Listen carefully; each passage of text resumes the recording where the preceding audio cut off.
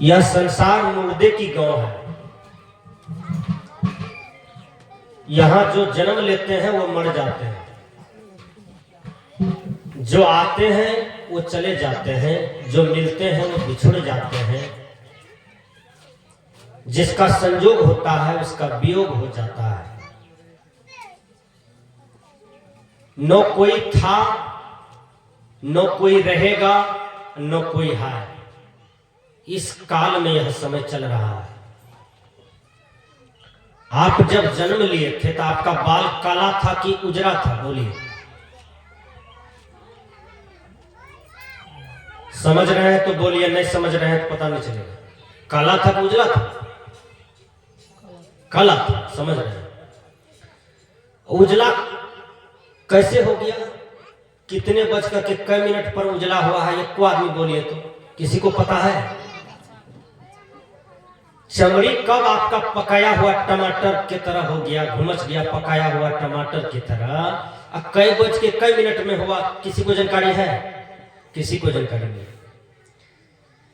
ये दांत जो सब टूट करके बोल बम तीरथ करने के लिए चला जाता है, दांत भी आपका साथ छोड़ देता है, आंख भी छोड़ देता है। छोड़ दिया तब न मोतियाबिंद आ गया।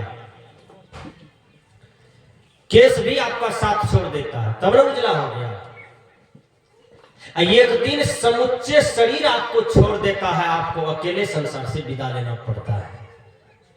इंग्लिश के विद्वान ने कहा, it is certain that man will dead one day. यह निश्चित है कि मनुष्य एक दिन मरेगा।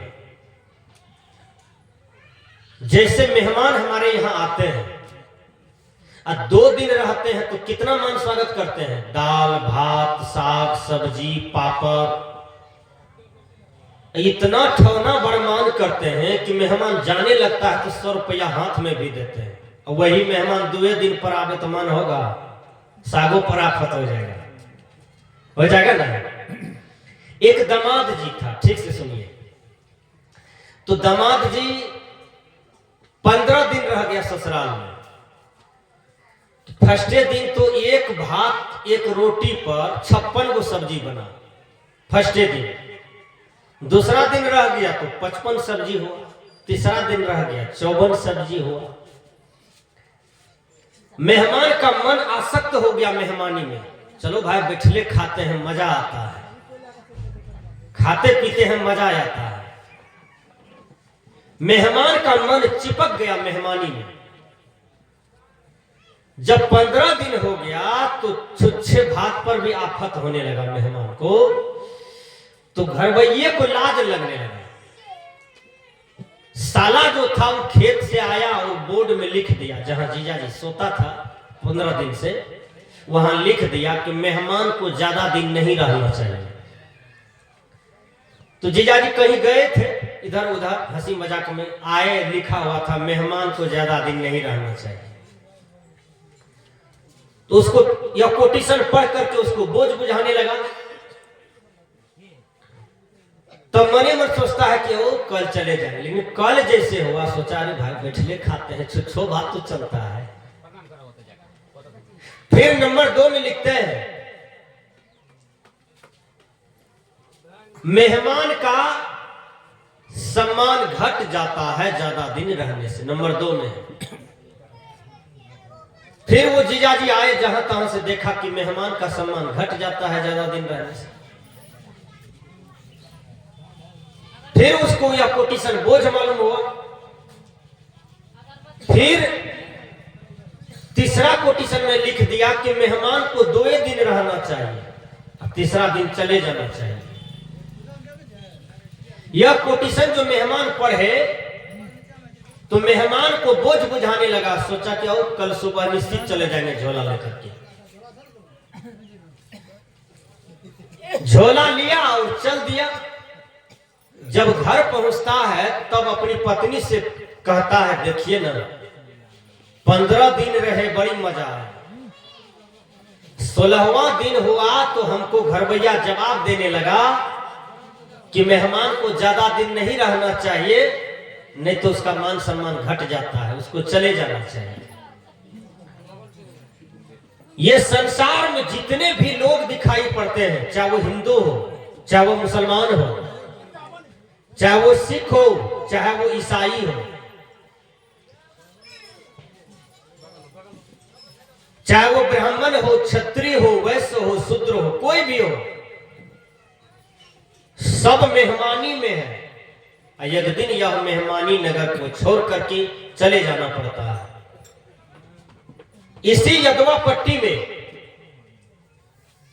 हमारे श्री सरजू साहब जी हुए थे और बिहार प्रांतीय मजदूर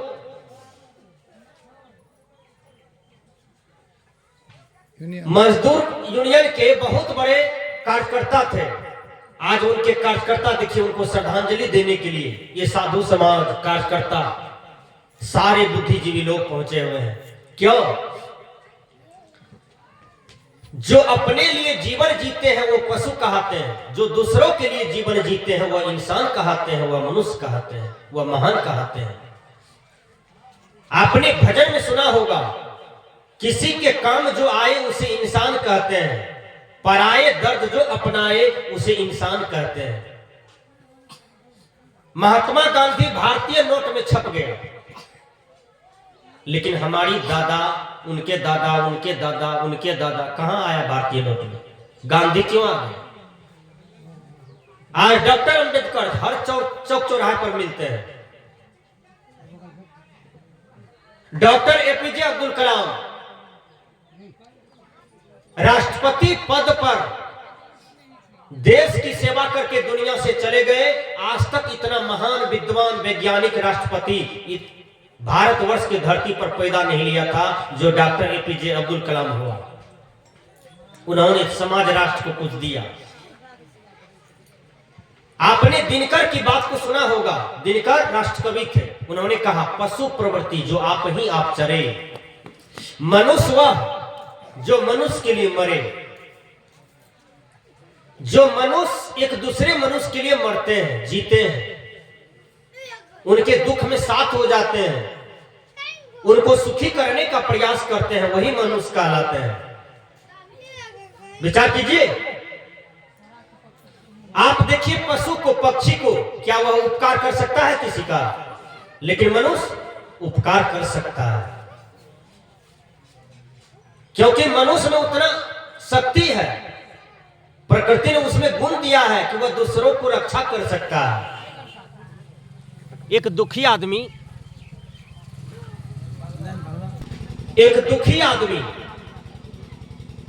अपनी मां को सेवा करने के लिए जा रहे थे। दिन भर मजदूरी किया था। मां हॉस्पिटल में भर्ती था। मां का इकलौता बेटा था। दिन भर दूसरों के खेत में मजदूरी किया, मजदूरी मिला। जा रहा था मां से मिलने के लिए। मां सरकारी अस्पताल में भर्ती था 10 दिन से। जिस बस में लड़का बैठा था, उस लड़का को 50 रुपया भाड़ा कम हो गया। कंडक्टर को बार बार कहता है, हमको 50 रुपया नहीं दिया आज मालिक, आपको कल दे देंगे, मां से मिलने जा रहे, जाने दीजिए। अब बस में बैठे हुए लोग सुन रहा है, लेकिन कोई उसका मदद करने के लिए तैयार नहीं है। कंडक्टर बस को रोका और उसको उतारा। एक महिला को दया आ गई। महिला ने कहा, जिसको उतारे हैं उसको चढ़ने दीजिए, 50 रुपया आप लीजिए। बस में कितने आदमी था? 500 आदमी था। 500 में से किसी को मतलब नहीं था कि उपकार क्या है, परोपकार क्या है, मनुष्य का काम में आना चाहिए, यह कर्तव्य क्या है, लेकिन किसी को ज्ञान नहीं था। वह महिला पढ़ी लिखी थी, समझदार थी। वह महिला अपना पर्स से रुपया निकाल के दिया और उस लड़का से पूछता है, तुम्हारे पास क्या समस्या है? फिर इंग्लिश के विद्वान कहते हैं, there are crazies in एवरीडेंस life. प्रत्येक मानव के जीवन में समस्या आती है और कब आ जाएगा कोई नहीं जानता। अभी आप बैठे हैं, बेटी का इमरजेंसी फोन आ जाएगा, आपको सत्संग में मन नहीं लगेगा। अभी आप सत्संग में बैठे हैं, घर से इमरजेंसी खबर आ जाए तो सत्संग में मन लगेगा? नहीं लगेगा। आप सत्संग में बैठे हैं, जितने भी रिलेटिव हैं आपके यहाँ, वहीं से पूरा खबर आ जाए इमरजेंसी, तो सत्संग में मन नहीं लगेगा। तो समस्या कब आ जाएगी जीवन में यह बात कोई नहीं जानता है, लेकिन जो भी समस्या आता है तो उसका निदान है, उसका हल है। संसार में जितने भी प्रश्न है, जैसे मैट्रिक का क्वेश्चन है, इंटर का क्वेश्चन है, बीए ऑनर्स का क्वेश्चन है, पीजी का क्वेश्चन है, पीएचडी का क्वेश्चन है, तो जहां क्वेश्चन है, प्रश्न पत्र है, तो उसका समाधान भी कहीं है, इसलिए प्रश्न आया है। तो हमारे कहने का भाव है कि यह संसार में मनुष्य आए हैं क्या प्राप्त करने के लिए?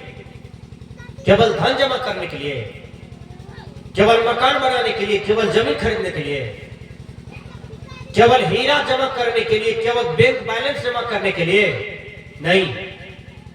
मनुष्य का चरम परम लक्ष्य है सुख और शांति। जो अपने जीवन में सुख शांति को प्राप्त कर लिया, समझिए उसका जीवन सफल हो गया। कितनों संपत्ति जमा कर ले, यदि सुखी नहीं हुआ, शांति प्राप्त नहीं किया, तो जीवन जो पाया यह जीवन में धन धन वो नहीं हो पाया। इसलिए मैंने कहा कि जहां आज हम लोग बैठे हैं, इसको क्या कहा जाता है? बस्ती। ये बस्ती में हम लोगों का वास है। और जहां पर लोगों को जला दिया जाए, गाड़ दिया जाए, फेंक दिया जाए, उसको क्या कहते हैं? श्मशान घाट। लेकिन आदमी उल्टा बोल रहा है। एक महात्मा जा रहे थे, वो महात्मा कहते हैं, हो भाई बस्ती किधर है, बस्ती किधर है? कहा बकले भाई आदमी आपको सोचता नहीं बस्ती है,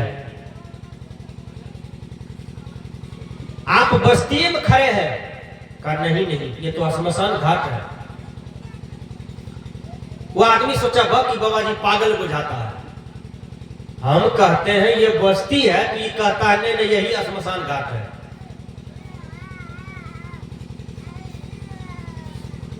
तब वो आदमी फिर से आया, कहा है जी आप महात्मा है, हमको एक बात बताइए, जहां पर टोला समाज है, लोग वेद रहते हैं, कई मनुष्य बसते हैं, वहां हिंदू मुसलमान सिख ईसाई सब रहते हैं, उसी को बस्ती कहा जाता है। तो महात्मा समझाते हैं कि तुम्हारा विवेक का फीता ढीला है बाबू, समझने का प्रयास करो। जिसको तुम बस्ती कहते हो, मैं तुम्ही से उत्तर लेता हूं, एक बात बोलो। कहा क्या? कहा तुम्हारा 10वां नंबर वाला दादाजी कहां है? कहा तो बस्ती को छोड़ करके श्मशान घाट में चला गया। कहा श्मशान घाट में चला गया? कहा हाँ। कहा श्मशान घाट से एक दिन भी आता है मिलने के लिए? कहा न। कहा 9 नंबर वाला दादाजी कहां है? कहा वो भी बस्ती को छोड़ करके श्मशान घाट चले गए। कहा वो आता है मिलने के लिए कभी? कहा न, वो तो वहां चला गया। कहा 8 नंबर वाला दादाजी कहां है? कहा वो भी त्याग दिए, वो भी चले गए श्मशान घाट, वो भी नहीं आते हैं कभी। कहा अरे पागल, अब कुछ दिन पहले एक बूढ़ा था, वो तुम्हारा कौन था? कहा मेरा दादाजी। कहा वो कहां है? कहा वो भी वही बगल में है, वो भी चले गए जजवा पट्टी को छोड़ करके। कहा कभी एगो करता है मिलने के लिए? कहा नहीं। कहा जहां पर सदा सदा के लिए आदमी बास ले लेता है और वहां से फिर नहीं आता है, उसको बस्ती कहा जाता है। और जहां पर लोग रहते हैं, वहां से उजड़ जाता है, चला जाता है, उसी को श्मशान घाट कहते हैं। ये श्मशान घाट में हम लोग बैठे हैं। बस्ती वहां है जहां पर लोगों को सदा सदा के लिए जला दिया जाता है, गाड़ दिया जाता है, फेंक दिया जाता है। बोलिए ये क्या है? ये श्मशान घाट है, बस्ती है वो जहां पर सदा सदा के लिए आपके शरीर को बसा दे। अब फिर कभी उजड़ने वाले नहीं है, कभी आपका घर नहीं उजड़ेगा, वहां सदा सदा के लिए आप बास ले लेते हैं। इसलिए विचार कीजिए। सदगुरु कबीर कहते हैं